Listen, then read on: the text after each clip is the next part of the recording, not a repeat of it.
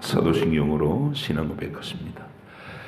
나는 전능하신 아버지 하나님 천지의 창조주를 믿습니다. 나는 그의 유일하신 아들 우리 주 예수 그리스도를 믿습니다.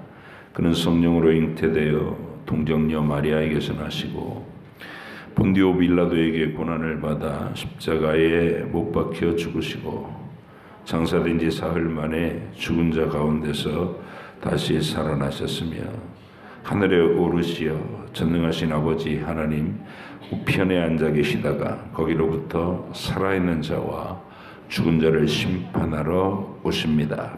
나는 성령을 믿으며 거룩한 공교회와 성도의 교제와 죄를 용서받는 것과 몸의 부활과 영생을 믿습니다. 아멘. 창세기 41장부터 42장까지입니다. 같이 읽겠습니다. 만 2년 후에 바로가 꿈을 꾼즉 자기가 나일 강가에 서 있는데 보니 아름답고 살진 7 암소가 강가에서 올라와 갈밭에서 뜯어먹고 그 뒤에 또 흉하고 파리한 다른 7 암소가 나일강가에서 올라와 그 소와 함께 나일강가에 서 있더니 그 흉하고 파리한 소가 그 아름답고 살진 7 소를 먹은지라 바로가 곧 깨었다가 다시 잠이 들어 꿈을 꾸니 한 줄기에 무성하고 충실한 7 이삭이 나오고 그 후에 또 가늘고 동풍에 마른 7 이삭이 나오더니 그 가는 7 이삭이 무성하고 충실한 7 이삭을 삼킨지라. 바로가 깬즉 꿈이라. 아침에 그의 마음이 번민하여 사람을 보내어 애굽의 점술가와 현인들을 모두 불러 그들에게 그의 꿈을 말하였으나 그것을 바로에게 해석하는 자가 없었더라. 술 맡은 간원장이 바로에게 말하여 이르되 내가 오늘 내 죄를 기억하나이다. 바로께서 종들에게 놓아사 나와 떡 굽는 관원장을 친위대장의 집에 가두셨을 때에 나와 그가 하룻밤에 꿈을 꾼즉 각기 뜻이 있는 꿈이라. 그곳에 친위대장의 종된 히브리 청년이 우리와 함께 있기로 우리가 그에게 말하매 그가 우리의 꿈을 풀 때에 그 꿈대로 각 사람에게 해석하더니 그 해석한 대로 되어 나는 복직되고 그는 매달렸나이다. 이에 바로가 사람을 보내어 요셉을 부르매 그들이 급히 그를 옥에서 내놓는지라. 요셉이 곧 수염을 깎고 그의 옷을 갈아입고 바로에게 들어가니 바로가 요셉에게 이르되 내가 한 꿈을 꾸었으나 그것을 해석하는 자가 없더니 들은즉 너는 꿈을 들으면 능히 푼다 하더라. 요셉이 바로에게 대답하여 이르되 내가 아니라 하나님께서 바로에게 편안한 대답을 하시리이다. 바로가 요셉에게 이르되 내가 꿈에 나일강 가에 서서 보니 살지고 아름다운 7 암소가 나일강가에 올라와 갈밭에서 뜯어먹고 그 뒤에 또 약하고 심히 흉하고 파리한 7 암소가 올라오니 그같이 흉한 것들은 애굽 땅에서 내가 아직 보지 못한 것이라. 그 파리하고 흉한 소가 처음에 7 살진 소를 먹었으나 먹은 듯 하지 아니하고 여전히 흉하더라.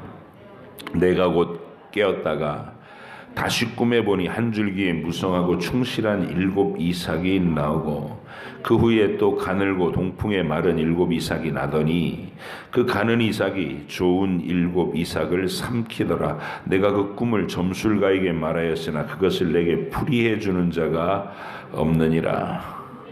요셉이 바로에게 아뢰되 바로의 꿈은 하나라. 하나님이 그가 하실 일을 바로에게 보이심이니이다.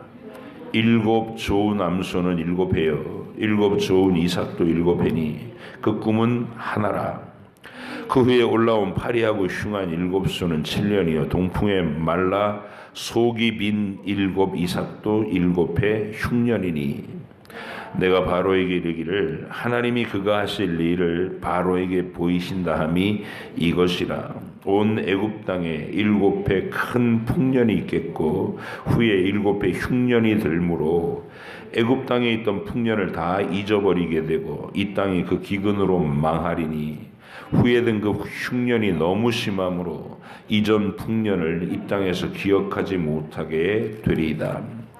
바로께서 꿈을 2번 겹쳐 꾸신 것은 하나님이 이 일을 정하셨음이라. 하나님이 속히 행하시리니 이제 바로께서는 명철하고 지혜 있는 사람을 택하여 애굽 땅을 다스리게 하시고 바로께서는 또 이같이 행하사 나라 안에 감독관들을 두어 그 7해 풍년에 애굽 땅의 5분의 1을 거두되 그들로 장사올 풍년의 모든 곡물을 거두고 그 곡물을 바로의 손에 돌려 양식을 위하여 각 성읍에 쌓아두게 하소서. 이와 같이 그 곡물을 이 땅에 저장하여 애굽 땅에 임할 7해 흉년에 대비하시면 땅이 이 흉년으로 말미암아 망하지 아니하리이다. 바로와 그의 모든 신하가 이 일을 좋게 여긴지라. 바로가 그의 신하들에게 이르되 이와 같이 하나님의 영에 감동된 사람을 우리가 어찌 찾을 수 있으리요 하고 요셉에게 이르되 하나님이 이 모든 것을 네게 보이셨으니 너와 같이 명철하고 지혜 있는 자가 없도다. 너는 내 집을 다스리라. 내 백성이 다 내 명령에 복종하리니 내가 너보다 높은 것은 내 왕좌뿐이니라. 바로가 또 요셉에게 이르되 내가 너를 애굽 온 땅의 총리가 되게 하노라 하고 자기의 인장 반지를 빼어 요셉의 손에 끼우고 그에게 세마포 옷을 입히고 금사슬을 목에 걸고 자기에게 있는 버금 수레에 그를 태우매 무리가 그의 앞에서 소리 지르기를 엎드리라 하더라. 바로가 그에게 애굽 전국을 총리로 다스리게 하였더라. 바로가 요셉에게 이르되 나는 바로라. 애굽 온 땅에서 내 허락 없이는 수족을 놀릴 자가 없으리라 하고 그가 요셉의 이름을 사브낫 바네아라 하고 또 온의 제사장 보디베라의 딸 아스낫을 그에게 주어 아내로 삼게 하니라. 요셉이 나가 애굽 온 땅을 순찰하니라. 요셉이 애굽 왕 바로 앞에 설 때에 30세라. 그가 바로 앞을 떠나 애굽 온 땅을 순찰하니 7해 풍년에 토지 소출이 심히 많은지라. 요셉의 애굽 땅에 있는 그 7년 곡물을 거두어 각 성에 저장하되 각 성읍 주위에 밭에 곡물을 그 성읍 중에 쌓아두매 쌓아둔 곡식이 바다 모래같이 심이 많아 세기를 그쳤으니 그 수가 한이 없음이었더라. 흉년이 들기 전에 요셉에게 2 아들이 나되 곧 온의 제사장 보디베라의 딸 아스낫이 그에게서 낳은지라. 요셉이 그의 장남의 이름을 므낫세라 하였으니 하나님이 내게 내 모든 고난과 내 아버지의 온 집 일을 잊어버리게 하셨다 하며 차남의 이름은 에브라임이라 하였으니 하나님이 나를 내가 수고한 땅에서 번성하게 하셨다 함이었더라. 애굽 땅의 7해 풍년이 그치고 요셉의 말과 같이 7해 흉년이 들기 시작하매 각국에는 기근이 있으나 애굽 온 땅에는 먹을 것이 있더니 애굽 온 땅이 굶주림에 백성이 바로에게 부르짖어 양식을 구하는지라. 바로가 애굽 모든 백성에게 이르되 요셉에게 가서 그가 너희에게 이르는 대로 하라 하니라. 온 지면에 기근이 있음에 요셉이 모든 창고를 열고 애굽 백성에게 팔세. 애굽 땅에 기근이 심하며 각국 백성도 양식을 사려고 애굽으로 들어와 요셉에게 이르렀으니 기근이 온 세상에 심함이었더라. 그때 야곱이 애굽에 곡식이 있음을 보고 아들들에게 이르되 너희는 어찌하여 서로 바라보고만 있느냐.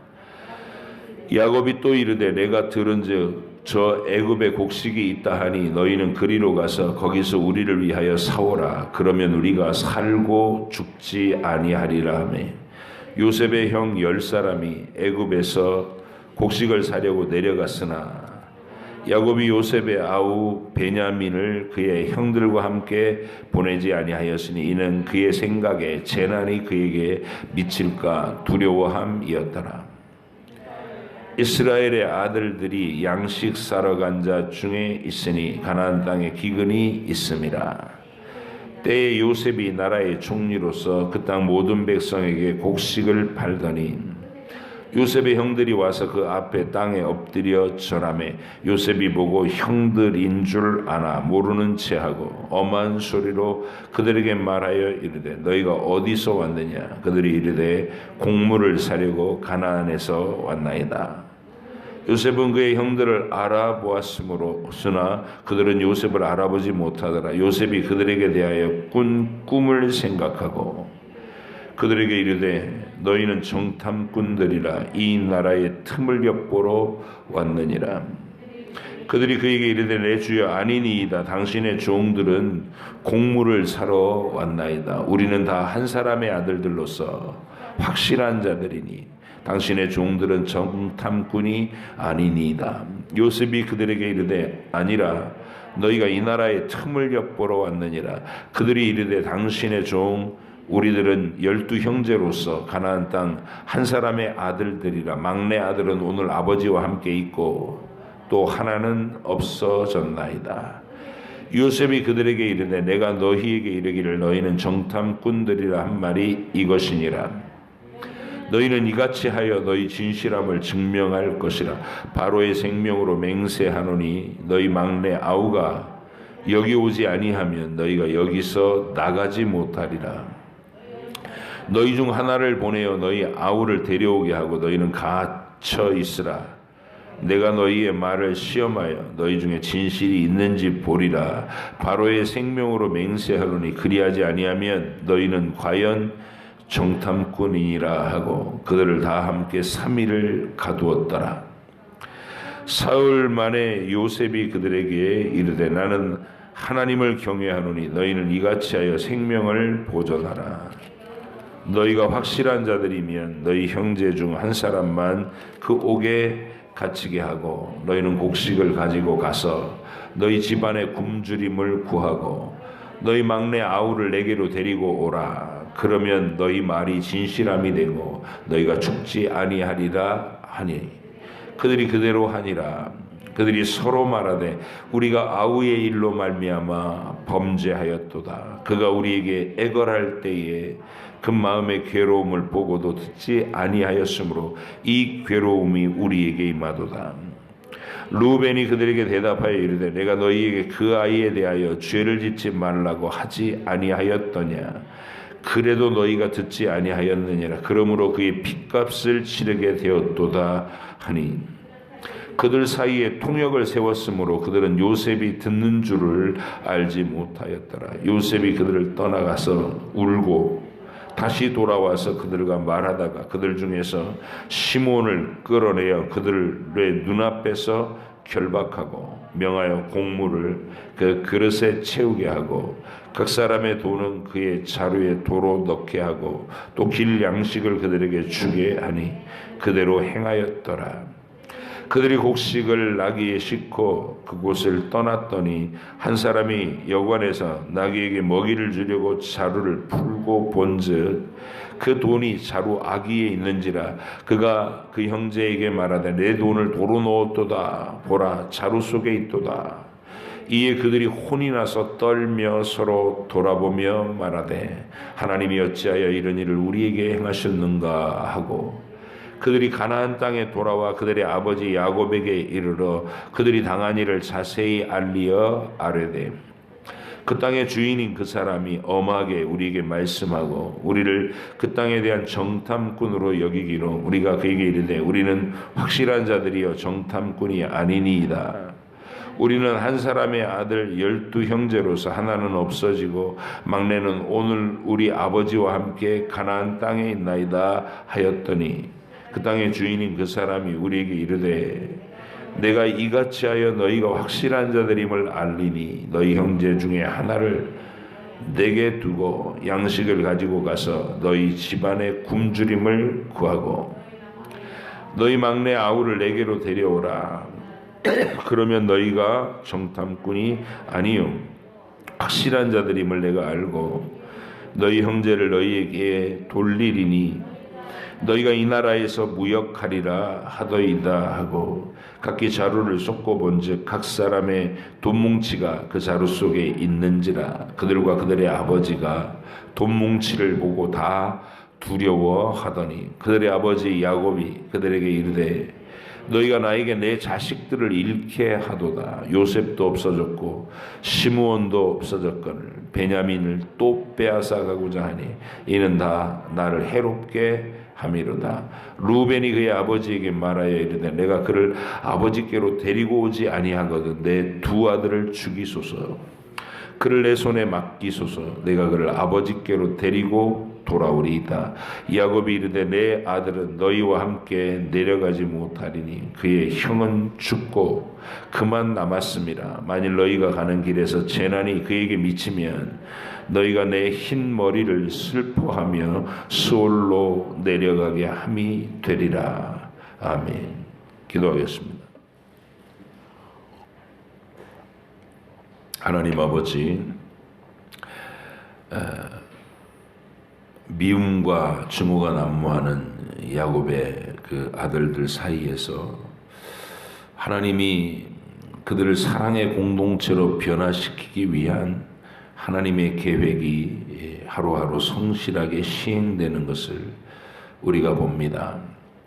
그들이 당하는 현실은 고통의 과정을 거치지만 또 슬픔과 역경을 만나고 그 속에서 하나님의 다루심을 받지만 그들의 마지막은 하나님의 계획 안에 사랑으로 서로 화합하고 하나님의 백성으로서의 면모를 갖추는 모습으로 완성되는 것임을 우리가 잘 들여다보게 하시고 또 우리 가족들과 우리의 교회가 바로 이런 모습으로 완성돼 가는 공동체가 되도록 주님 우리 한 사람 한 사람이 깨닫는 바가 있게 하여 주옵소서. 오늘도 읽은 말씀이 그저 지식으로 채워지고 끝나는 것이 아니라 우리의 가치관을 변화시키고 우리의 삶의 태도를 변화시켜서 하나님께서 원하시는 이 아름다운 결말이 우리에게도 우리의 가정에도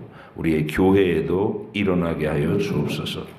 감사드리며 예수님의 이름으로 기도하옵나이다. 아멘. 이 창세기에서의 요셉의 이야기 그리고 이제 출애굽기로 넘어가면 모세의 이야기가 워낙 매력적인 이 구원 이야기입니다. 그런데 이 구원은 현실에서의 구원이죠.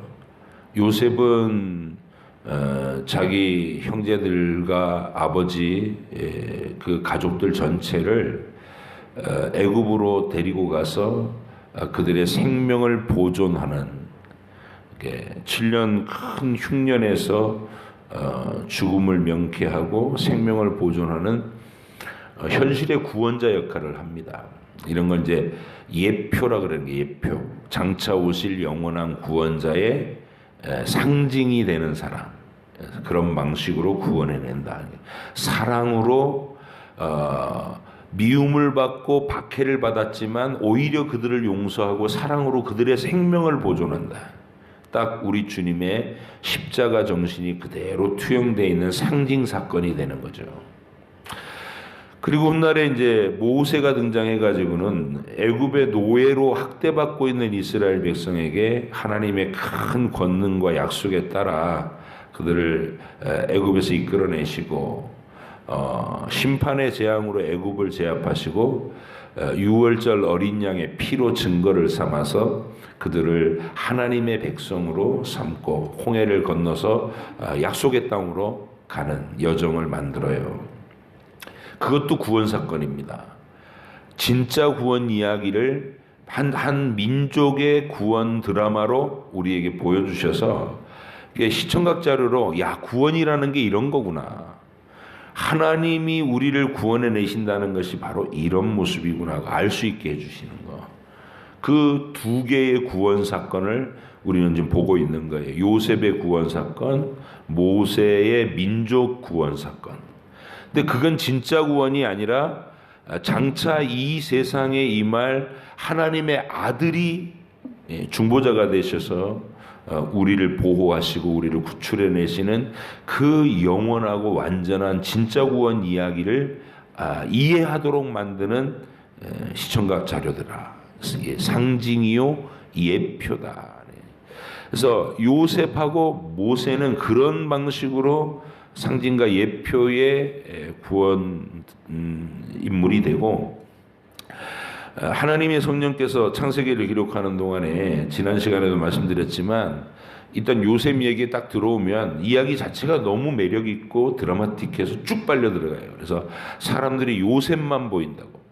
요셉만 보이고 그 일에서 하나님이 마치 매우 중요한 복선을 힌트를, 진리에 대한 아주 중요한 힌트를 이렇게 슬쩍 끼워 넣는 것처럼 38장이 있는 거예요. 그래서 38장이 창세기 38장에 유다 얘기가 있는 유다 얘기. 여러분 이 구조를 잘 기억하셔야 됩니다. 유다 얘기는 얼핏 보기에 아름다운 이야기도 아니에요.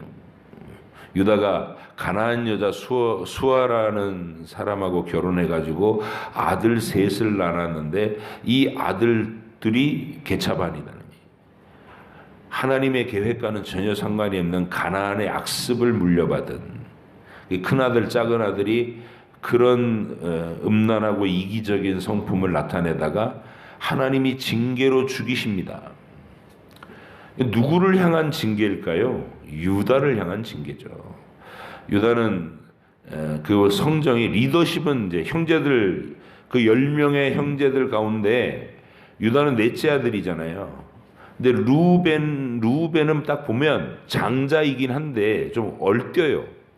말을 하는 거 보면 말도 굉장히 좀 지혜롭게 못하고, 오늘도 보니까 그 베냐민 데리고 오라는 요셉의 말에 이제 데리고 가야 다시 곡식을 살 수 있다. 그리고 시므온도 지금 붙잡혀 있잖아요.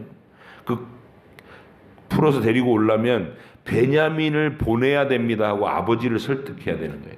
근데 이 야곱이 요셉 사라지고 난 다음에 이제 베냐민 이러고 있는 거예요. 야곱은 베냐민을 이렇게 눈앞에서 사라지면 무슨 이렇게 분리불안이 있는 것처럼 베냐민 없으면 큰일 나는 것 같은 그런 노인네가 돼 있었어요. 근데 그 노인네한테 설득한답시고 루벤이 한다는 말이, 아버지 베냐민 저랑 보내주시오. 내가 얘를 못 데리고 오면 내 두 아들을 죽이소서. 이게 말이 되냐고요. 자기 아들을 아버지 야곱이 손자인데 베냐민 못 데리고 오면 손자를 죽이겠어요? 이게 이제 루벤이 그 치명적인 어렸을 때 아버지의 첫 비라와 간통을 행한 것도 야곱에게 상처가 됐고, 그리고 형제들 사이에서도 그게 맏형인 루벤이 언제나 면이 안 서는 거예요. 성정도 그렇고 한 짓도 그렇고, 그리고 리더십도 없고 말도 별로 지혜롭게 못하고, 그러니까 이 루벤은 씨알이 안 먹게 말이. 그러니까 그런 거를 이게 쭉 보셔야 돼요. 시므온과 레위는 격해요. 그래서 이 세겜산 학살을 주도한 두 형들이잖아요. 그러니까 이 사람들도 이렇게 전체 아우들을 아우르기에는 이렇게 아우들이 존경하면서 따르지는 않아. 근데 유다는 좀 풍모가 있었어요. 리더십이 강했어요. 결단력도 있고 또 남자다운 어떤 무서운 면모도 있고. 그런데 사납죠. 사나워요. 그러니까 두 아들이 죽고 나서 이제 셀라라고 하는 막내 아들이 남았는데, 이 며느리 다말을 원래는 그 고대의 전통에 의하면 계대 결혼을 계속 해야 되는 거예요. 형수가 자식이 없이 형들이 죽으면 동생이 그 의무를 다 해야 되는 거예요. 그래서 형의 이름으로 대를 이어줘야 되는 거예요. 근데 유다 생각에는 이거 내 마지막 하나 남은 아들마다 죽으면 안 된다 이래가지고 이 다말을 친정집으로 쫓아보냈잖아요. 이게 처음부터 쫓아보냈다가 이제 긴 세월 방치해 놓고 실수를 하면 바로 너를 처단하겠다 이런 계획이 있었던 거예요. 그러니까 당신 며느리 다말이 어느 사내와 내통을 했는지 임신을 했다 그러니까 바로 끌어내어 불사르라 이러죠. 끌어내 불사르라. 그런 성정의 사람입니다. 유다가. 그러니까 그런 예를 들면 사나운 맹수 같은 거예요. 뭐 사자나 호랑이처럼 풍모가 그래요. 그래서 하나님이 그런 날뛰는 사나운 맹수를 어떻게 다스리는가 한번 보세요. 첫째 아들, 둘째 아들을 징계로 죽이시죠. 그러니까 유다의 가슴에는 두 아들을 잃은 아버지로서의 슬픔이 있는 거예요. 그리고 난 다음에 며느리 다말이 자기를 겁을 내지 아니하고 다말이 시아버지가 성정이 어떻다는 걸 아니까 정말 그 일을 꾸밀 때에도 목숨을 걸었을 거예요. 근데 당돌하게도 나는 아브라함 가문에서 하나님의 언약에서 떨려나갈 수 없다. 이거죠. 그 하나님께 붙어 있겠다고 하는 일념이 뭐 다른 방법이 없는 거예요. 유다가 아예 작정하고 자기를 그렇게 떠밀려고 내치려고 친정으로 보낸 거니까 다른 방법이 없는 거예요. 다말로서는. 그래서 창녀 분장을 하고 시아버지의 씨를 받아버리죠. 그리고 하나님이 그것을 불쌍히 여기신 거예요. 베레스와 세라라는 아들을 주시고 이 가문 그래서 이제 유다가 나중에 보면 그로부터 또 십수년 세월이 흐르잖아요. 그리고 그 나중에 보면 유다가 자기가 대신해서 노예로 잡히고 형제들을 이렇게 풀어달라. 이 베냐민을 내 아버지 야곱은 이 아이랑 생명이 결탁돼 있다. 이 아이가 안 가면 우리 아버지는 정말 고통 가운데 아마 바로 돌아가시게 될 것이다.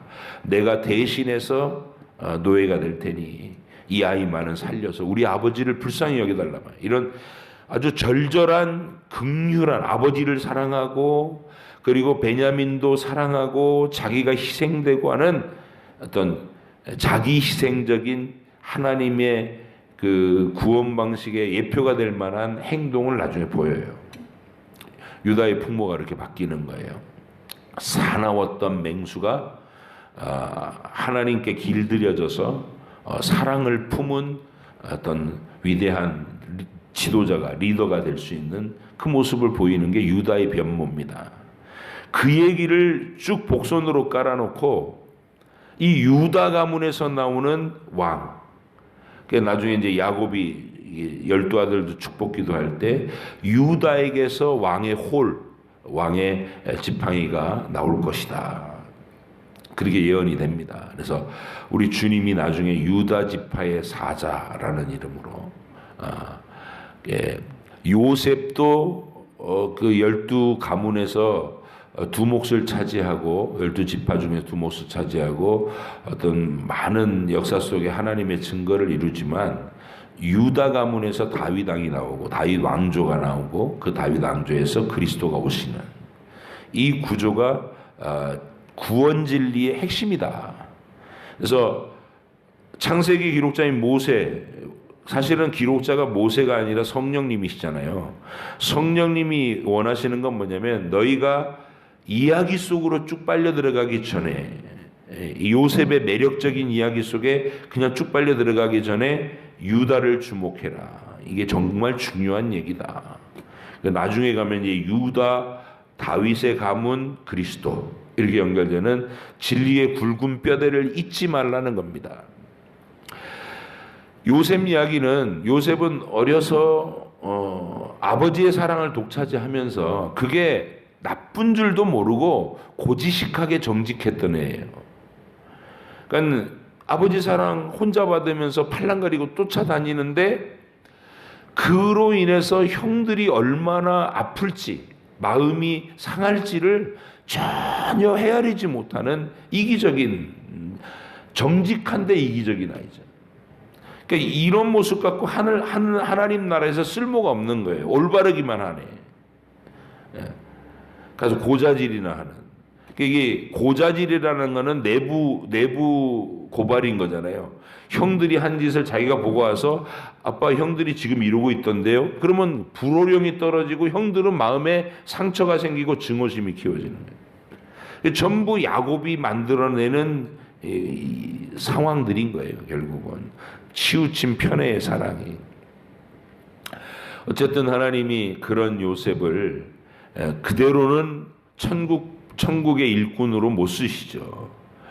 유다도 마찬가지였지만. 그래서 이제 요셉을 용광로 속에 집어넣은 게 노예로 팔려간 그 자리인 거예요. 하루아침에 떨어진 삶의 고난이죠. 굴러 떨어진 게 진짜 재난과 사고로 모든 걸 다 잃고 우리가 전혀 생존에 매달리게 되는 상황으로 추락한 것과 같은, 인생에서 이런 일들이 많이 있죠. 근데 하나님께 택하심을 받은 영혼들은 이런 과정을 겪을 가능성이 커요. 하나님이 우리를 빚어내고자 하시는 계획이 있기 때문에 이걸 강렬하게 만난 사람일수록 하나님을 뜨겁게 사랑하고 하나님 나라에 대한 헌신이 깊습니다. 충성스럽고. 그래서 요셉이 보디발 장군 집에서 노예로서 사는데 하나님이 그냥 얘를 캄캄한 절망 가운데 그냥 던져놓으신 게 아니라 어렸을 때부터 꿈을 자꾸 주셨어요. 뭔가 신비로운 꿈, 이해되지 않는 꿈을. 그리고 그 꿈을 통해서 요셉은 하나님을 의식한 거예요. 왜 우리 아버지의 하나님이 나한테 이런 꿈을 주시지? 이런 생각이 마음속에 있었겠죠. 그런데 노예로 팔려간 그 시간부터 요셉이 그 꿈을 붙잡고 견딘 거예요. 우리가 어린 시절에 성경 말씀으로 아이들한테 이게 아직은 이해되지 않지만 성경을 계속 읽혀놓고 하나님 중심으로 자꾸 말해주고, 그러면 마치 요셉이 이해되지 않는 하나님의 꿈을 꾼 것과 같은 효과가 나는 거예요. 성경 말씀이 자꾸 그들 속에 새겨진 거예요. 어렸을 때 주일학교 교육시키면 우리 요절 외우기 하잖아요. 성경학교 하고 그러면 요절 외우기 하고 그러면 그 어린 시절에 읽었던 외웠던 요절이 가슴속에 남아서 요셉의 꿈 같은 기능을 하는 거예요. 이해는 못하지만 뭔가 늘 생각나서 붙들려 있는 그래서 노예로 팔렸는데도 삶이 우울증에 안 걸리고 애가 오히려 적극적으로 삶을 이겨내려고 하는 몸부림을 쳐서 마침내 보디발 장군 집에서 다 인정받고, 또 하나님도 그가 하는 일마다 형통하게 하셔요. 야 가서 양을 돌보라 하면 양이 잘 되고, 너 어디 가서 장사 좀 해라 그러면 장사가 잘 되고. 그래서 맡기는 일마다 형통하게 하시는 거, 노예인데 하나님의 돌보심을 받는 거, 이런 증거가 여러분의 인생에서 있어야 된다 그 말이에요. 우리가 부자 되고 형통하고 번영하고 높은 자리에 올라가고 아니란 그런 안락한 인생을 주시는 게 아니라 고난 가운데 던져놓고 증거를 주시는 거예요. 내가 너와 함께한다. 오늘도 너를 돌보고 있다. 너에게 필요한 것들을 내가 매일 공급해 줄 것이다. 기도하면 응답한다. 이런 것들을 배우게 하셔요. 환경은 다 거덜내 놓고 고난 가운데 두시고 위기의 땅에다 보내놓고 전능하신 하나님이 내 걸음걸음마다 발이 돌에 부딪히지 않게 지키시는 증거를 주신다는 것. 그게 신자의 삶입니다. 요셉의 삶. 그리고 정직함을 선언했는데 억울한 누명을 쓰고 감옥으로 또 굴러떨어져. 이게 한 단계의 훈련이 끝나는가 싶은데 조금 편안한 세월이 왔는가 싶은데 하나님은 아니 아직 멀었어. 그리고서 한 번 더 깊은 곳으로. 그게 억울한 감옥이에요. 이 감옥은 무슨 피고에게 징역 몇 년을 선고한다 이런 감옥이 아니에요. 사설 감옥이니까 그냥 집어넣어 놓고 평생 잊어버리면 거기서 죽어야 되는 거예요. 그런 감옥이에요. 요셉의 마음이 얼마나 절망스러웠을까. 공포입니다. 공포. 기한을 알 수 없는 무기수가 돼서 감옥 속에 들어간 거예요. 근데 거기서도 요셉은 깊은 기도가, 이렇게 보디발 집에서는 막 가정 총무가 될 때까지는 활발하게 사람들한테 인정받는 과정이잖아요. 어이구 요셉 잘했네, 아이고 요셉 잘했네 이러면서 점점 인정받는 기간인데, 그러면 그 과정에서 뭐가 생길 수 있어요? 또 교만이 생기고 우월감이 생길 수 있다고요. 그리고 보디발 장군 집에서 권력을 벌써 가졌잖아요. 가정 총무라는 거는 하인들 중에 제일 높은 자리예요. 거기가 모든 의사결정을 하시고 돈도 자기가 다 쓰고, 이게 권력을, 그 조그만 권력을 휘두르는 자리에 도취되지 못하도록 하나님이 한 번 더 그를 깊은 영성으로 길러갈 자리, 거기가 감옥이에요. 이제 우리는 이럴 때 원망하죠. 하나님 해도 너무 아십니다 막 그러면서.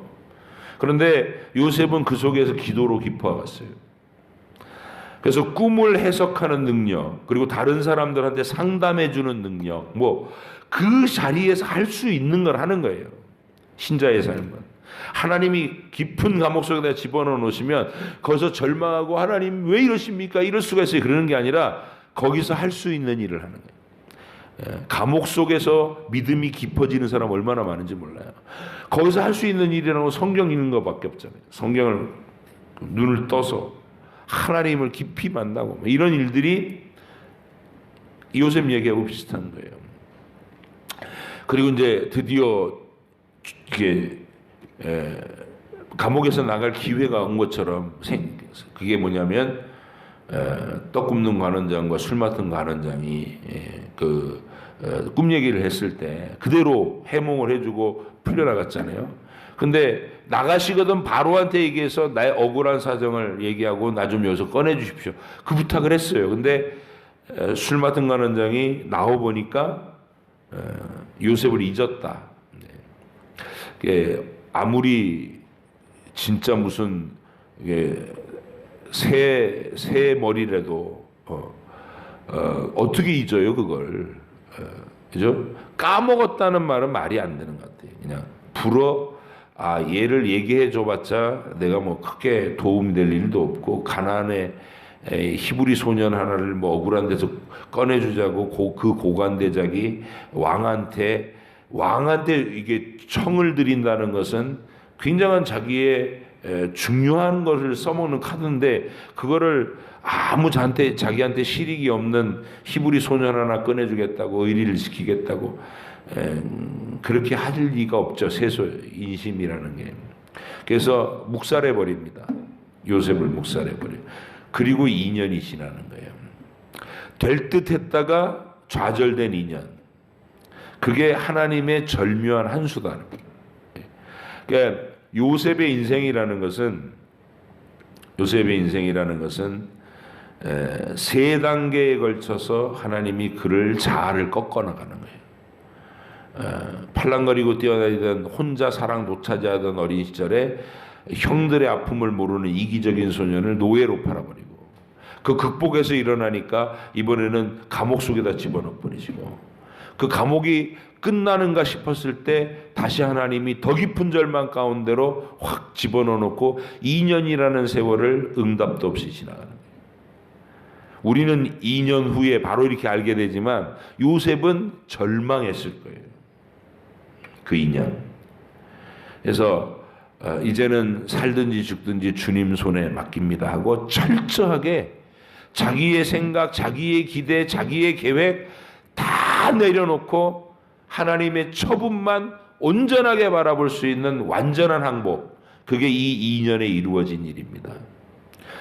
하나님이 우리를 다루시는 방법이 이렇다는 거, 그리고 하나님의 그 목적대로 우리가 자아의 고집, 물뚝 살아 올라오는 내 승질, 이런 것들을 최종적인 자리까지 다 소멸시키는 그 하나님의 계획에 따라갈 때, 요셉이 감옥에서 이제 나왔잖아요. 드디어 왕의 꿈을 해석해주고, 그리고 이제는 한 가정의 총무가 아니라 애굽이라고 하는 제국의 총리 대신이에요.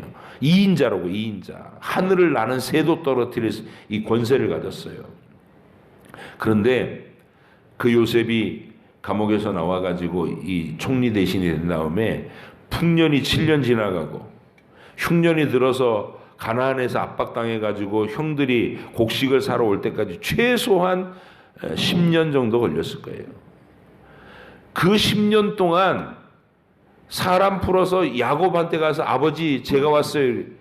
아버지를 데리고 올 수도 있고 자기한테 노예로 팔아먹은 형들을 결박해갖고 바로 끌고 와 이렇게 할 수 있었던 권력이 있었어요. 그런데 요셉이 그 일을 안 합니다. 10년을 기다리는 거예요. 하나님이 이 일을 어떻게 해결해 가시는지. 그게 이루어져야 돼요. 그게.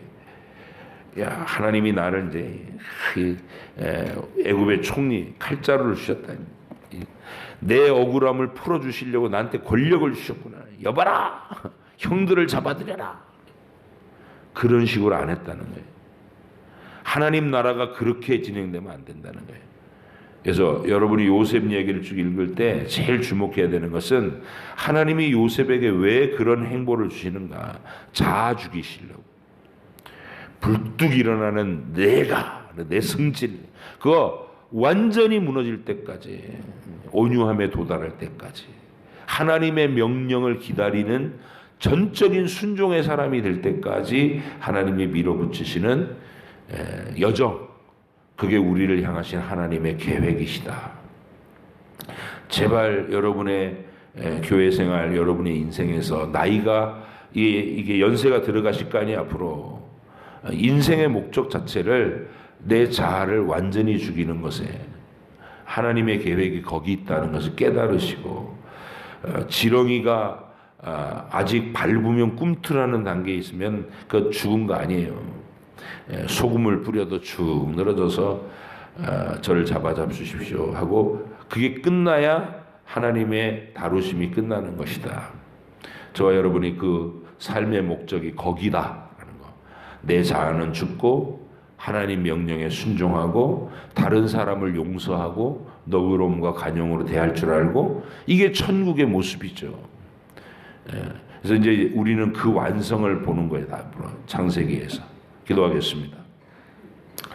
하나님 아버지 감사합니다. 오늘도 주님께서 주시는 이야기들을 우리 마음에 새기고, 우리가 하나님께서 우리 구원받은 인생, 사람들의 인생에서 목적하시는 바가 무엇인지, 요셉에게만 그런 게 아니라 우리에게도 동일한 하나님의 목적을 갖고 계시다는 것 이해하게 하시고, 그 길에 동참하는 우리가 되게 해주시기를 원합니다.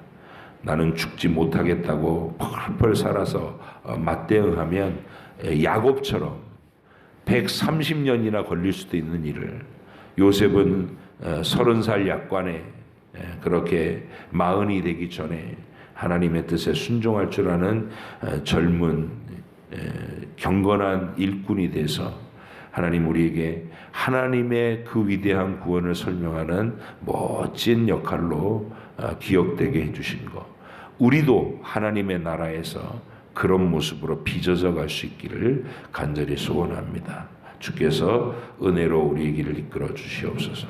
감사드리며 예수님의 이름으로 기도합니다. 아멘. 하늘에 계신 우리 아버지, 아버지 이름을 거룩하게 하시며 아버지의 나라가 오게 하시며 아버지 뜻이 하늘에서와 같이 땅에서도 이루어지게 하소서. 오늘 우리에게 일용할 양식을 주시고 우리가 우리에게 잘못한 사람을 용서하여 준 것 같이 우리 죄를 용서하여 주시고 우리를 시험에 빠지지 않게 하시고 악에서 구하소서. 나라와 권능과 영광이 영원히 아버지의 것입니다. 아멘.